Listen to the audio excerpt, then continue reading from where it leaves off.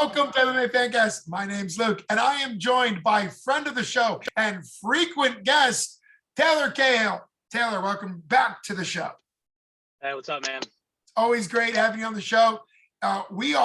This is a super exciting day to have you back on because you're only a couple weeks away from making your pro debut in Brazil. Oh man, September 3rd. But before we get to that, which is why you're on the show, let's give you a little bit of time to talk about your sponsors, the people that support you, and the shop, and India Dojo, and all of the training that goes into making your pro debut.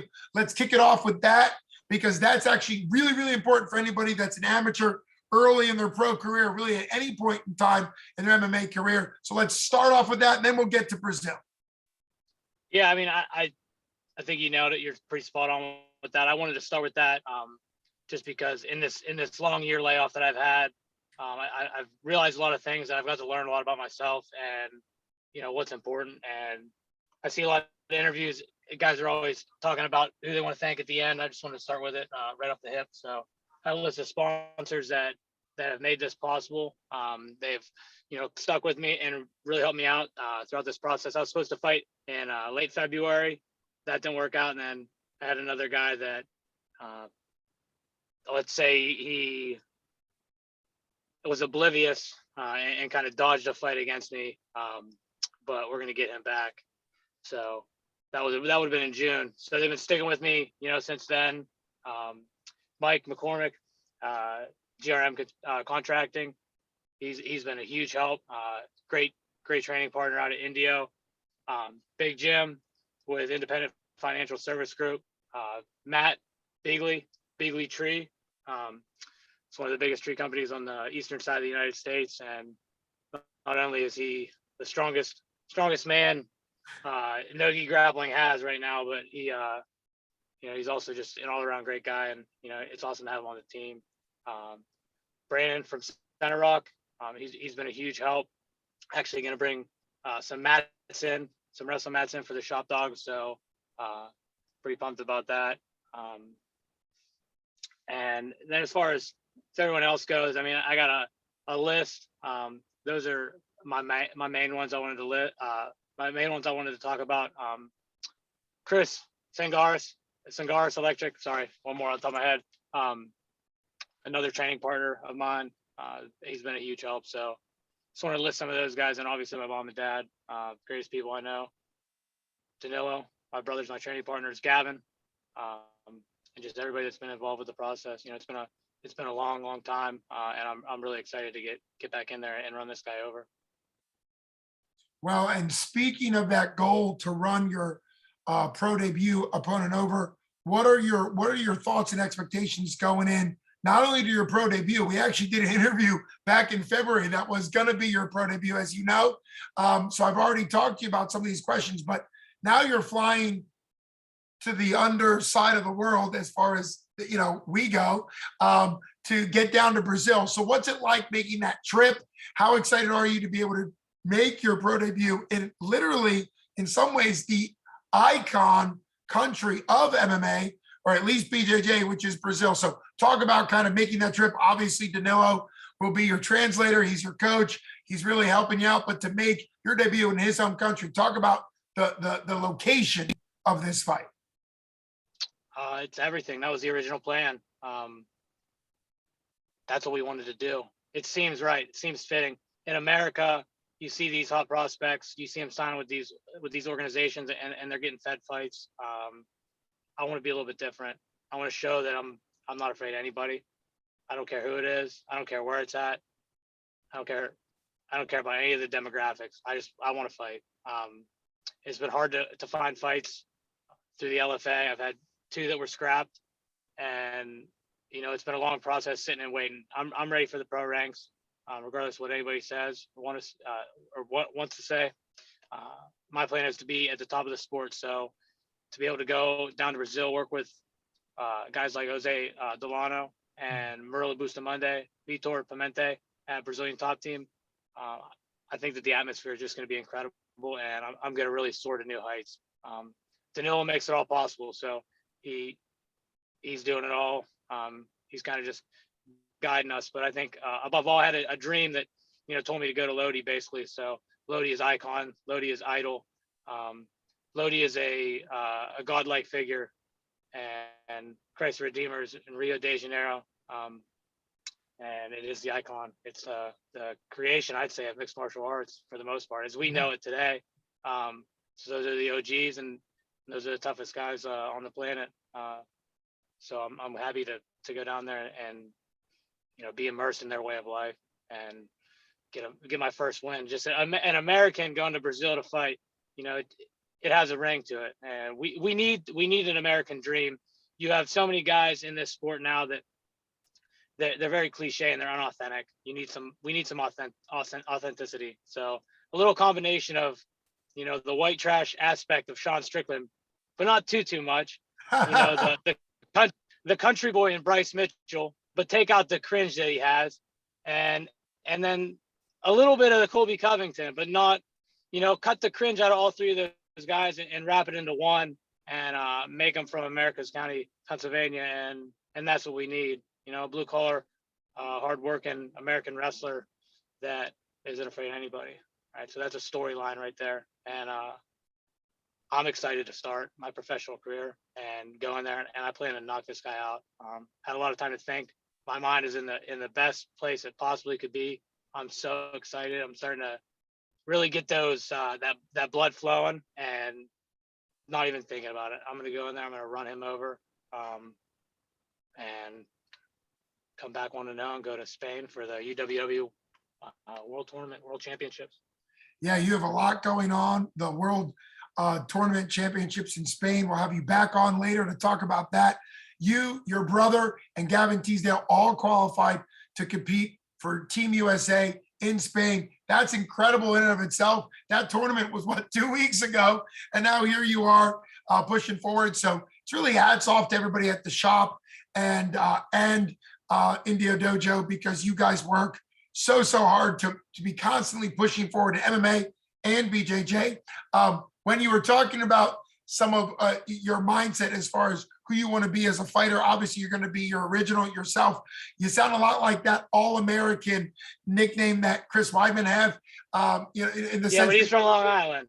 I know. It's a shame. Like, we need a guy like Matt Hughes that just has a bigger vocabulary, and okay, all right, maybe a little better looking too. So I fit both of those categories. Yes, you do. And you already referenced Thug Nasty, so you're well in the way of too cringy, man. To see him wearing real tree shorts, it hurts me to my core, because he's an exceptional fighter, but man, America needs somebody. We're so desperate for a wrestler that can fight that most of our country roots for the Russians.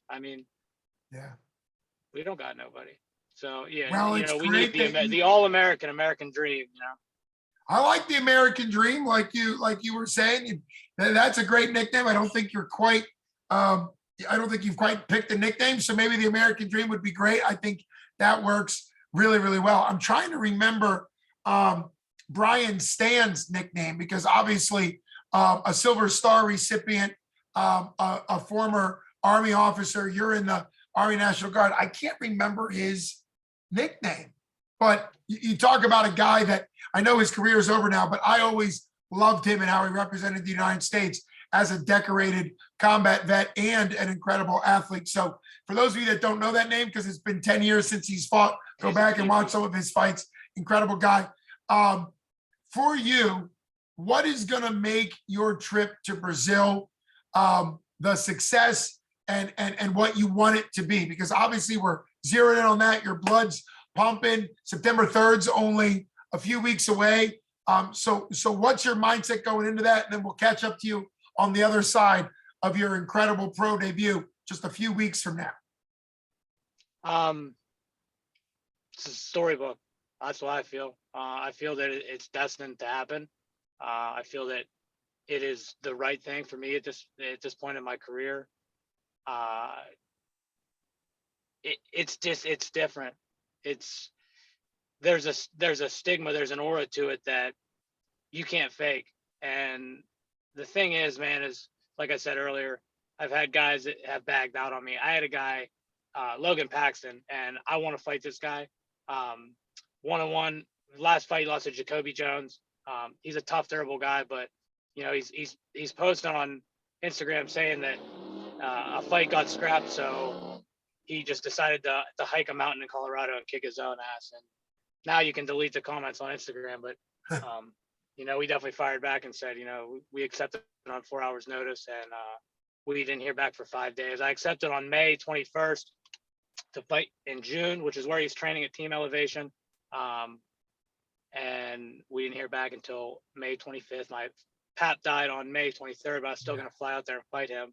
And with those kind of events that happen, and you watch other people fight, and you see people, the way they conduct themselves and the arrogance to them.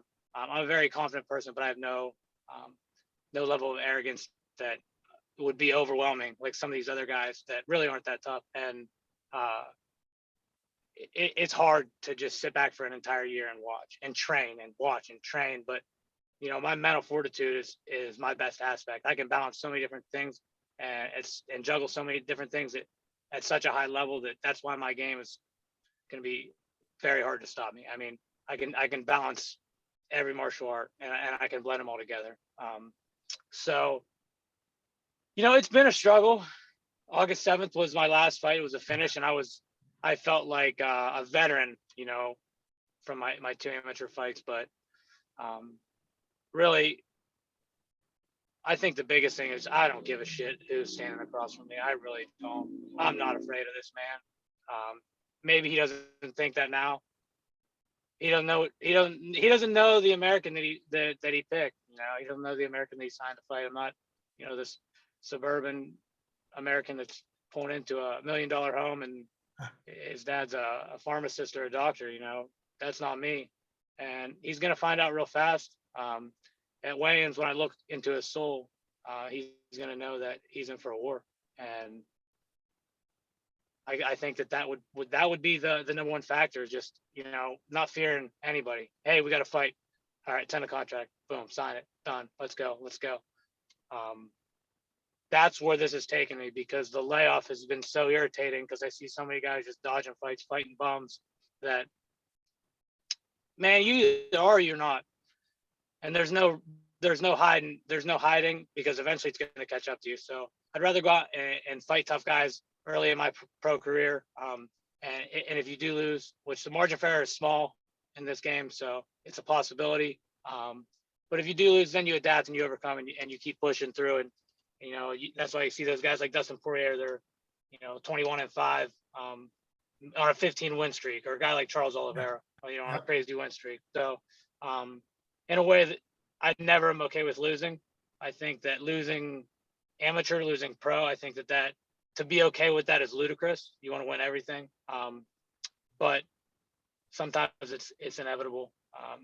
And it doesn't take a big mistake to cost you in this game. So to sit back and wait forever also to go pro when you have the level of competitions that I have is crazy. It truly is crazy, because the same people that are telling you to get more amateur experience they have the same professional record as they have an amateur record, and both of them fit the journeyman mold. And to me, if I'm a 31-year-old guy and I got a 500 record fighting for $1,500 in Greensburg, Pennsylvania, I'm probably going to reevaluate what I'm doing, because my goal is to be a pound number 1 fighter in the world and to be the world champion. I got a girlfriend that I've been with for 9.5 years that wants kids and more dogs, and wants a ring.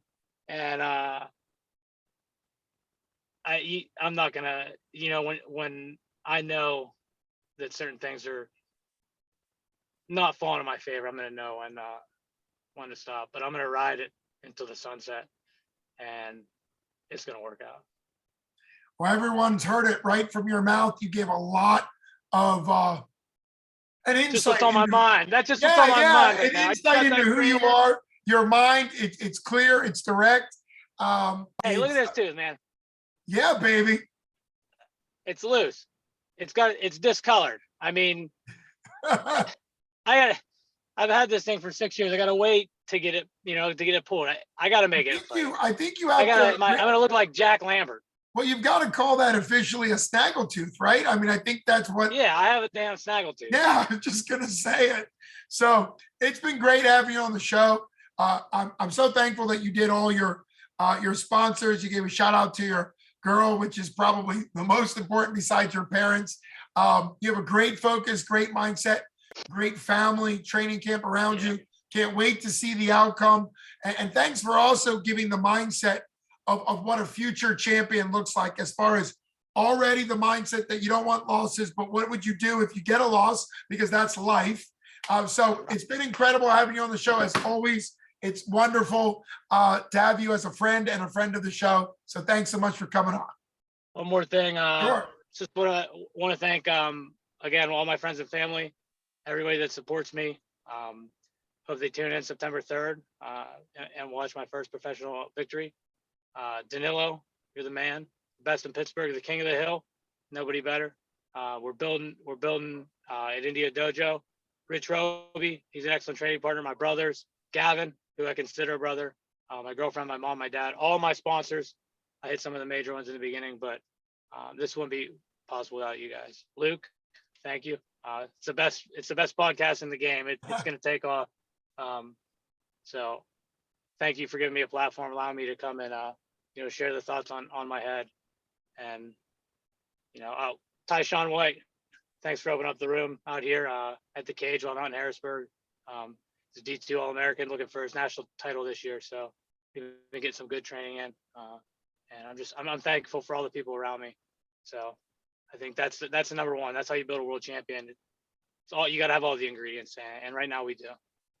Well, you are very welcome. I'm honored to have you on the show, and I'm thankful that you and your brothers support MMA Fancast, and I'm thankful to be able to support you guys in your journey and to be able to give fighters, particularly regional fighters, local fighters, the opportunity to share freely. So thanks so much to you. Can't wait to see First the round. outcome. First round. The right hand's coming.